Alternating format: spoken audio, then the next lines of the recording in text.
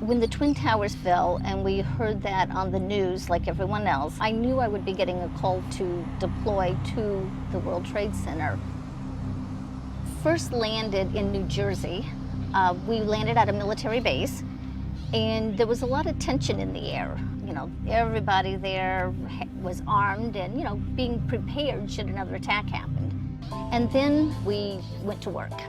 As we're walking down the streets, so you start to see some damage, and then you see, you know, the damage is getting progressively worse. And then we rounded this one corner, and that's when we got the full view of the fallen towers. And it was pretty overwhelming.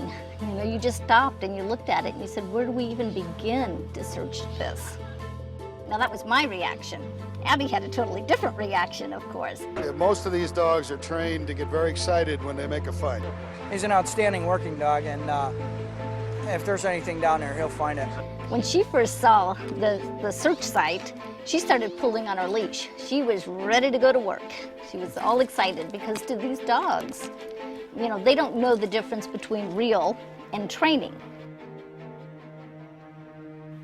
The moment I remember most about my 10 days at the World Trade Center, we were walking to the site to do a search, and whenever a firefighter was found, it went over the radio.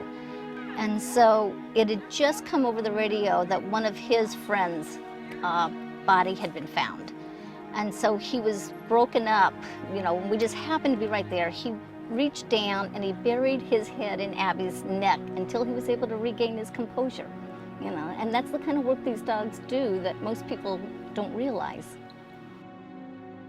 It's okay. Oh, you want to go through? I'm just going to let her.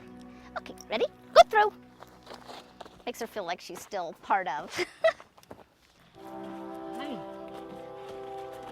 Oh, what a good girl. As we approach the 10-year anniversary, it has a lot of special meaning to me. That was my very first disaster deployment. And to be able to make it through that is, you know, I felt really good about that. But what I really reflect on 10 years later is two things. One, the fact to still have Abby with me. She is the only one of the dogs that the Search Dog Foundation had trained that responded to the World Trade Center. She's the only one that's left. Grateful every day that I get to spend with her. And also the fact that 10 years later, here we are building a national training center, the only one that exists in this country that is designed specifically for canine disaster search. And all I can do is say thank you to the country, you know, for helping us make this happen and for believing in our mission of service. It's just amazing.